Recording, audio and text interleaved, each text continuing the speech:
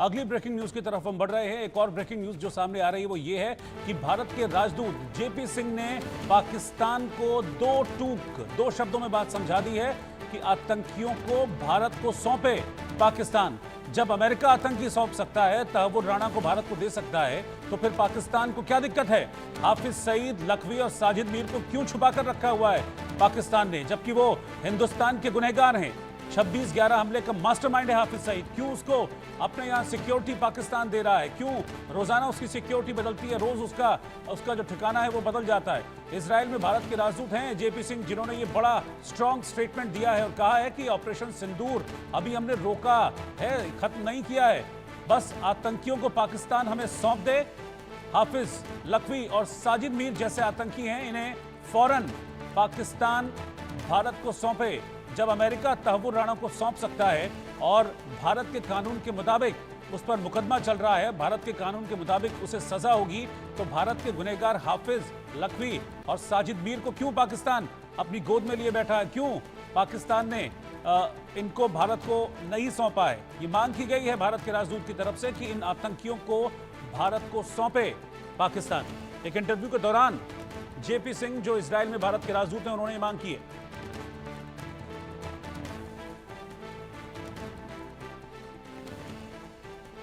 लश्कर सरगना हाफिज सईद को भारत सौंपे जाने की मांग उन्होंने की। उन्होंने कहा कि ज़कीउर रहमान, लखवी, साजिद मीर को भी पाकिस्तान को भारत को सौंप देना चाहिए, क्योंकि ये आतंकी हैं। लश्कर का सरगना हाफिज सईद है, इसको भारत को सौंपा जाए। ज़कीउर रहमान, लखवी, साजिद मीर को भी भारत के हवाले करे पाकिस्तान।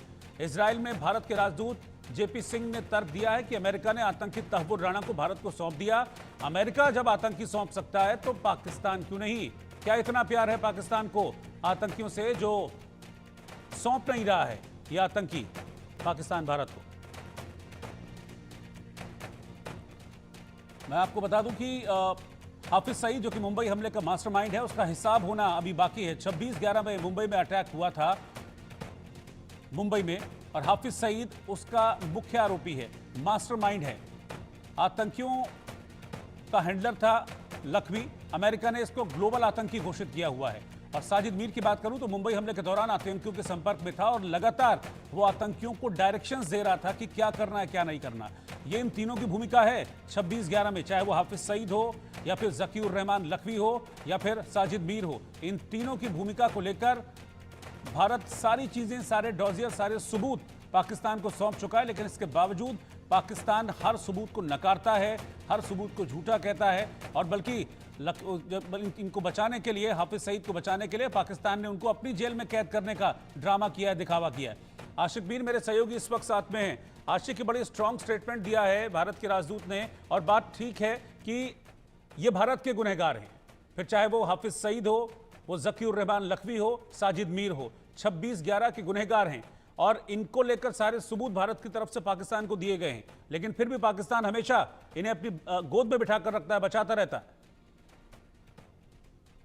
देखिए रोहित, बिल्कुल भारतीय राजदूत जेपी सिंह ने जो बात कही है, ये साफ तौर पर हमने इससे पहले प्रधानमंत्री और रक्षा मंत्री की जुबान से भी सुना है कि किस तरह से पाकिस्तान जो है एक आतंकी फैक्ट्री बनी हुई है। और अगर अब बात होगी तो सिर्फ आतंक पर होगी, जो आतंकवाद पाकिस्तान फैलाता आ रहा है, और बात होगी तो सिर्फ पीओके पर होगी। और जिस तरह से अब बयान सामने आ रहा है, भारतीय राजदूत जेपी सिंह ने ये कहा है कि जो हाफिज सईद है या उससे भी आगे और जितने भी आतंकी है वो भारत को सौंपे, उसके बाद ही पाकिस्तान पर जो है रहम किया जाएगा। क्योंकि लगातार पाकिस्तान देखा गया है कि किस तरह से इन आतंकियों का समर्थन करता हुआ नजर आ रहा है। जब भारत की तरफ से ऑपरेशन सिंदूर लॉन्च किया गया और उस ऑपरेशन में कई सारे आतंकी मारे गए, और उन आतंकियों के जनाजे में भी पाकिस्तान की सेना दिखी, पाकिस्तान की सरकार दिखी, और कई सारे आतंकी उस समय भी उस जनाजे में शामिल रहे हैं। फिलहाल लगातार हम देख रहे हैं, चाहे लाइन ऑफ कंट्रोल के एरियाज हो, वहां पर किस तरह से सेना के साथ मिलकर ये आतंकी जो है कई सारे मंसूबे बनाने की कोशिश कर रहे हैं। लेकिन पाकिस्तान जो है बाज आने वाला नहीं है। पाकिस्तान जो है वो यही कुछ करता रहेगा जिस तरह से उसने बीते कई सालों से जम्मू कश्मीर हो या भारत में हो, जो प्रॉक्सी वॉर वो अभी तक इस्तेमाल कर चुका है। और उसी प्रॉक्सी वॉर के चलते कहीं ना कहीं अब बाकी जो मुल्क है उनसे फंड इकट्ठा करता है। फिलहाल सबसे बड़ी बात यह है कि भारत ने जो टफ स्टैंड लिए हैं भारत अपने स्टैंड पर बरकरार है। भारत ने इंडस वाटर ट्रीटी को सस्पेंड किया। हालांकि हमने देखा कि हाफिज सईद का भी बयान उस पर आया कि अगर पानी रोक दिया जाएगा तो खून की नदियां बहा देंगे। ये पाकिस्तान की जुबान है, ये खाली हाफिज सईद ही नहीं कहता है बल्कि उनकी सेना भी यही कुछ कहती है, जो कुछ हम देख भी रहे हैं। और लेकिन भारत जो है डिप्लोमेटिक तरीके से हर एक फैसला ले रहा है। भारत ने अगर सिर्फ टारगेट वहां पर लॉक किए थे ऑपरेशन सिंदूर के तहत, वो सिर्फ यही आतंकी ठिकाने थे। और जिस तरह से भारत के एनएसए की तरफ से ये स्पेसिफिकेशन रखी गई थी कि खाली हमें आतंकियों के ठिकानों को ध्वस्त करना है, अगर पाकिस्तान रिटेलिएट करता है तो फिर हम आर्मी डिफेंस सिस्टम जो है उनका उस पर अटैक करेंगे। लेकिन वैसा कुछ हुआ नहीं, वैसा अगले दिन हुआ और उसके बाद ही पाकिस्तान की जितनी भी एयर डिफेंस सिस्टम है उसको ध्वस्त किया गया। फिलहाल जो हालात पूरे पाकिस्तान में बने हुए हैं उससे साफ जाहिर लग रहा है कि पाकिस्तान इन सब चीजों से बाज नहीं आएगा। पाकिस्तान आतंकियों को समर्थन करता आ रहा है। ठीक है, बहुत बहुत शुक्रिया आशिक आपका साथ में जुड़ने के लिए, पूरी जानकारी के लिए।